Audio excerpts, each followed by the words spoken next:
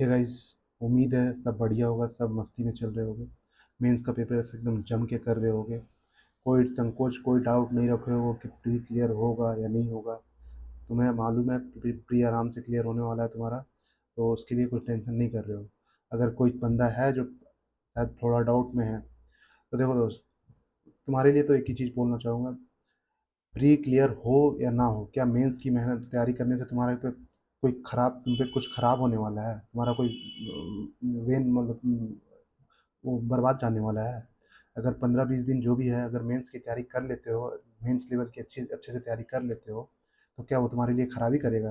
अभी आगे एग्ज़ाम पड़ा हुआ है, क्या पता एसीआई हो तुम्हारा क्लियर हो गया हो और उसके मेंस में यूज़ हो जाओ। तो जो बंदे मेंस प्री के लिए डाउट में है, उसके लिए मैं एक ही चीज़ कहना चाहूँगा कि देखो, कभी ना तुम्हारा जो ये मेहनत है, ये तुम्हारा बेकार नहीं जाने वाला है। तुम प्रिपेयर करो अपना, जो होगा देखा जाएगा। जो अगर बाई चांस मान लो तुम्हारा हो ही जाता है, मार्जिन से ही हो जाता है, तो फिर क्या करोगे? फिर भी तो तुम पीछे ही रह गए। फिर भी तो जो बंदे जो रगड़ रहे हैं अभी, उनसे तो पीछे ही रह गए ना। तो इससे बढ़िया है, मान के चलो, पॉजिटिव रहो। भले हो नहीं हो वो अलग बात है। पॉजिटिव रहो, पॉजिटिव अप्रोच रखो हमेशा। ये तुम्हारे लाइफ टाइम के लिए फ़ायदा करेगा। हमेशा पॉजिटिव अप्रोच रखो, पॉजिटिव थिंक सोच के ही चलो। वो तुम्हारा फ़ायदा करेगा, देख लेना। अभी तुम निगेटिव सोचोगे तो तैयारी नहीं करोगे। लेकिन अगर वही चीज़ पॉजिटिव सोचोगे कि हाँ हो रहा है, तो 15-20 दिन तुम मेहनत करोगे, बढ़िया से मेहनत करोगे। और वो 15-20 दिन अगर नहीं होता है, तो वो 15-20 दिन तुम्हारा बहुत तुम्हारे लिए फ्रूटफुल रहेगा आगे जाके। ये आ जाके लॉन्ग टर्म में आपको बेनिफिशियल साबित होगा। तो इसीलिए पॉजिटिव अप्रोच हमेशा रखा करो। एक चीज़ मैं यही कहना चाहूँगा। होना नहीं होना वो अलग बात है। अगर तुम्हें लगता है कि नहीं भी होगा, तो क्या तुम छोड़ दोगे? नहीं, ऐसा तो है नहीं कि तुम्हारे पास और कुछ हो जाएगा जो तुम वहाँ पे लग जाओगे। मेहनत में एकदम जम के लग जाओ मेंस के लिए। बहुत कम ही लोग हैं जो ऐसे बोलेंगे, बताएंगे तुम्हें। मैं तो छोड़ो, हटाओ ये सब बात। तो अभी आते हैं हम लोग मेंस के स्ट्रैटेजी पे। मेरा मेरा क्या रोड मैप रहेगा, मेरा क्या अगले 2 मंथ से पहले एग्ज़ाम होने नहीं वाला है। कोई कितना भी कुछ बोल ले, दिसंबर 20-25 से पहले एग्ज़ाम होने नहीं वाला है। लास्ट टाइम भी हुआ था, जनवरी तक चला गया था, जनवरी 22 तक। अनफॉर्चुनेटली मेरा वो 22 का एग्ज़ाम छूट गया था लास्ट ईयर। तो वो मैं अपना रोड मैप तैयार करने वाला, तुम्हें तुम्हें अपने बताने वाला हूँ। मेरा क्या रोड मैप रहेगा अगले 2 मंथ्स के लिए। 2 मंथ्स मान के ही चलो, और उसी तरह ये करो। यूँ लास्ट में मगअप करोगे कि नहीं इतना दिन बच गया, उसमें मगअप ही होगा। तो इससे बढ़िया 2 मंथ का अपना रोड मैप एकदम तैयार कर लो। हाँ, 2 मंथ में ये मुझे करना है। अगर कोई फर्स्ट टाइम ये फर्स्ट टाइम अगर ये दे रहा वीडियो सीजीएल का एग्ज़ाम दे रहा है, तो उसके लिए भी ये बेनिफिशियल ही होगा। वो समझ पाएगा कि मैं क्या बोल रहा हूँ, मतलब क्या अभी आगे आगे वीडियोस में कैसे क्या चीज़ बोल रहा हूँ। और जो रिपीटर है वो तो आराम से कवर अप कर लेंगे, वो आराम से समझ रहे होंगे कि क्या बोल रहा है बंदा। तो और टाइम वेस्ट ना करते हुए मैं मुद्दे पे आता हूँ। तो देखो, मैं इसे वीक वाइज तोड़ा हूँ। मैं इसे पूरा 2 मंथ में वीक वाइज तोड़ा हूँ। तो मैं अमूमन, देखो, वीक में होते हैं 4 ही हफ्ते होते हैं, 28 दिन होते हैं, 4 ही हफ्ते मान के चल रहा हूँ। तो 4-4 8 डेज़ ही मान रहा हूँ, 4-4 8 वीक्स ही मान रहा हूँ मेरे पास है। बाकी तुम कभी ना कभी टाइम वेस्ट करोगे, कुछ ना कुछ तुम्हारा फ्रूटलेस डे जाएगा ही। तो उसको तुम अवॉइड करोगे। यही 28 दिन ये मान के चल रहा हूँ कि 8 वीक्स तुम्हारे पास बढ़िया से है। तो मैं इसको 8 वीक्स में तोड़ा हूँ पहले तो। और ये वीक्स में भी मैं अभी बताऊँगा, अभी बता दूँगा तो मगअप हो जाएगा। तो मैं पहले काम किया हूँ, 8 वीक्स में तोड़ा हूँ। 8 वीक्स में मैं मैथ्स को पूरा लेके चला हूँ। मतलब मैं पूरा 8 वीक्स मेरा मैथ्स रहेगा। और मेरा जो मैथ्स का स्ट्रैटेजी है, शायद आप लोग का भी, जो अगर रिपीटर्स होंगे वो समझ पा रहे होंगे। मैथ्स का जो मेरा स्ट्रैटेजी रहेगा, मैं फिर से सिलेबस नहीं करने वाला हूँ। 2 मंथ्स में जो करूँगा, ये मैं फिर से सिलेबस नहीं कर रहा हूँ। मैं ऑलरेडी मेंस का एक सिलेबस कर चुका था लास्ट ईयर ही। तो मैं फिर से सिलेबस नहीं करने वाला हूँ। इस बार मैं करने वाला हूँ, मेरे मेरे जो क्वेश्चंस हमेशा से फँसते हैं, जैसे मैं मैथ्स में बहुत सारे क्वेश्चंस मेरे, जैसे कोऑर्डिनेट ज्योमेट्री में मेरे बहुत सारे रिफ्लेक्शन वाले जो लाइट जो रिफ्लेक्शन बताने का वो रहता है, उसके फार्मूला में मैं हमेशा कंफ्यूज होता हूँ।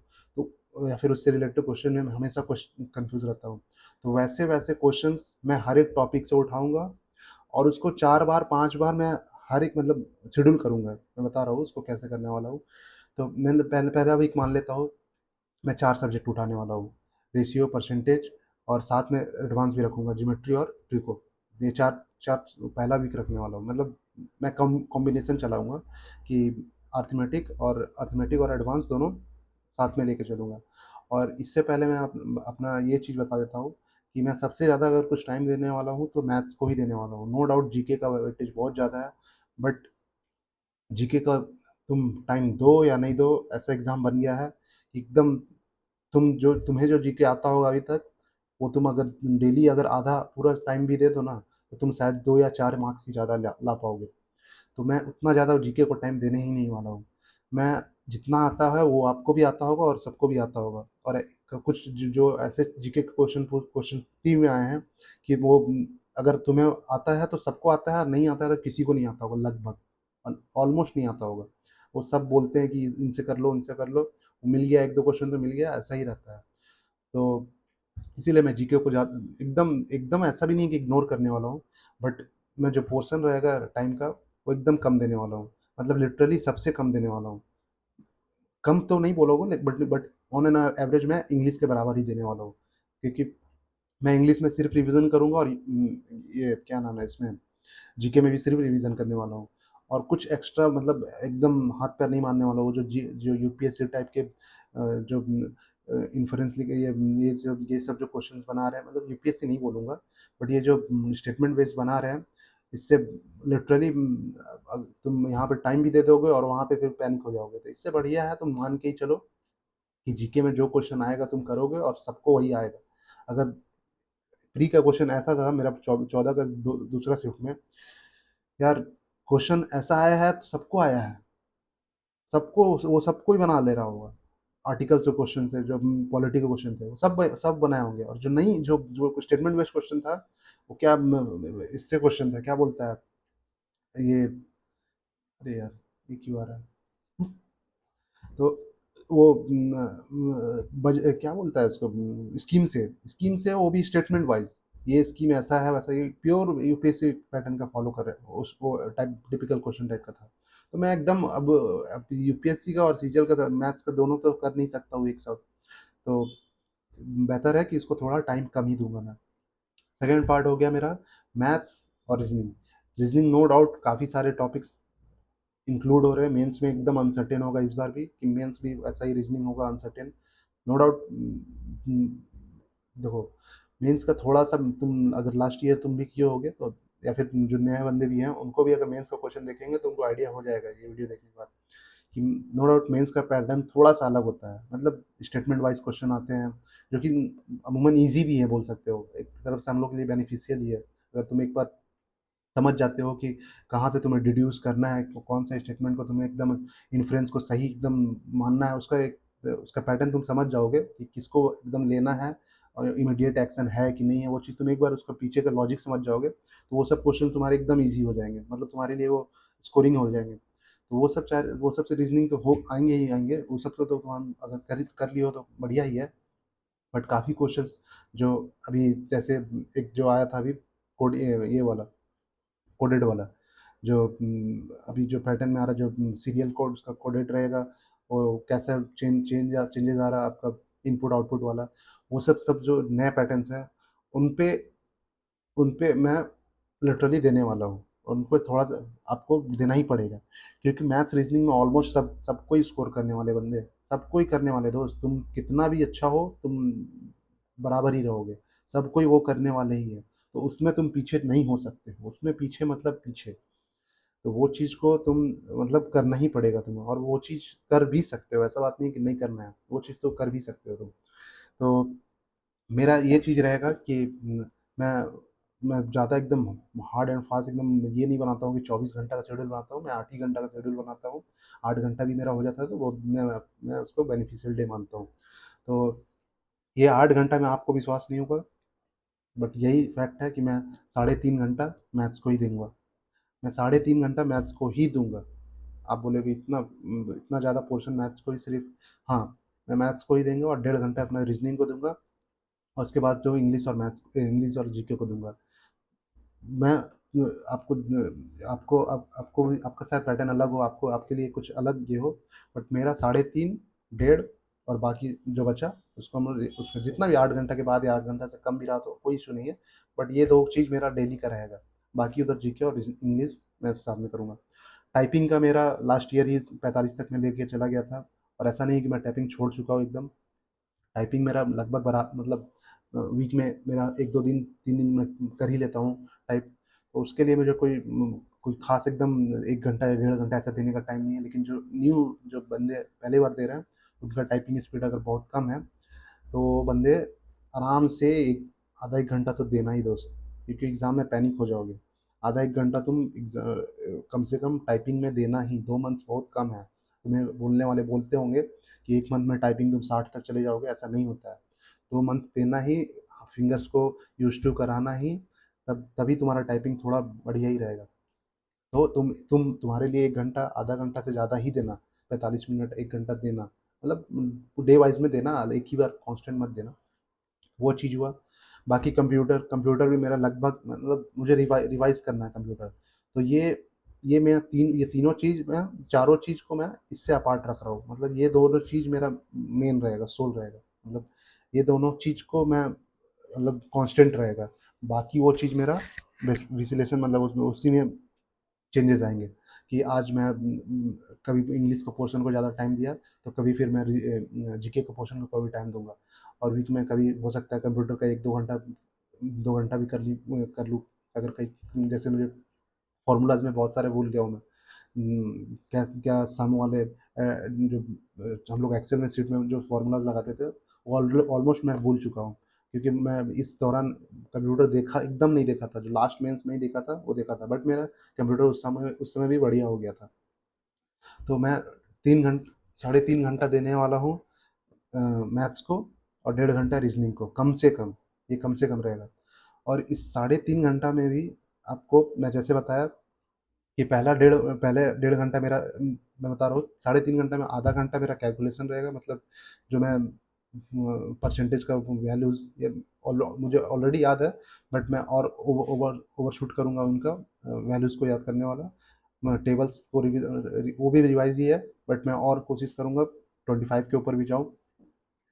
टेबल्स, परसेंटेज, कंपाउंड इंटरेस्ट के फॉर्म, वो वैल्यूज़ ईयरली, और क्यूब्स वगैरह मुझे लगभग याद है। बट वो कैलकुलेशन जो फ़ोन में करता हूँ मैं, मेरा मैथ्स वर्कआउट एक एप्लीकेशन है, उसमें मैं करता हूँ। तो आधा घंटा मैं उसको देने वाला हूँ। मैं उसमें आपको भी शायद, आप सीजीएल के एस्पिरेंट है, तो आपको मैथ्स वर्कआउट के बारे में शायद आइडिया हो कि मैथ्स वर्कआउट में वो डायरेक्ट जल्दी जल्दी क्वेश्चन भेजता है, वो देता है, और आप तुरंत कैलकुलेट करके अपना स्पीड को वो सब करते हो। तो वो चीज़ मैं करने वाला हूँ ये आधा घंटे में। बाकी जो 3 घंटा मैथ्स के बचे, मैं पहला डेढ़ घंटा देने वाला हूँ आपका अर्थमेटिक को, पहला दूसरा डेढ़ घंटा देने वाला हूँ एडवांस को। मैं फिर से बोल रहा हूँ कि मैं सिलेबस नहीं कंप्लीट कर रहा हूँ। ऐसा नहीं कि कोई मैं वीडियोज़ देख रहा हूँ। हाँ, कभी देख लिया, मान लो कोई टॉपिक मुझे फिर से रिवाइज़ करना पड़ा, तो मैं कोई वीडियोज़ देख लिया तो वो अलग बात है। बाकी मैं सोलली क्वेश्चंस, और वो क्वेश्चंस कैसे है, ऐसा नहीं कि मैं नया क्वेश्चंस बना रहा हूँ, नहीं, ये नहीं करने वाला हूँ। मैं क्वेश्चंस नहीं बना रहा हूँ। मैं जो क्वेश्चंस ऑलरेडी सॉल्यूशन के साथ मेरे पास क्वेश्चन है, उन्हीं को मैं देखने वाला हूँ। सेम क्वेश्चन और उसका सॉल्यूशन देखने वाला हूँ, सेम क्वेश्चन और सॉल्यूशन देखने वाला हूँ। सिर्फ देखने वाला नहीं हूँ मैं, मुझे क्वेश्चन, फिर मैं खुद से अटेम्प्ट लूँगा और उसका फिर सॉल्यूशन देखने वाला हूँ। क्वेश्चन सॉल्यूशंस, मुझे जो सॉल्यूशंस आता है उसको मैं ऐसे सीधा ऊपर करने वाला हूँ। ए टू जेड सारे क्वेश्चंस मैं देखने वाला हूँ। ऐसा नहीं है कि मैं कोई सी वीडियो देख रहा हूँ फिर क्वेश्चंस देख रहा हूँ, ऐसा कुछ नहीं। और ना ही एक कोई सेट लेके बैठा हूँ, वहाँ से क्वेश्चन का आंसर बना रहा हूँ, नहीं, ऐसा भी नहीं करने वाला हूँ।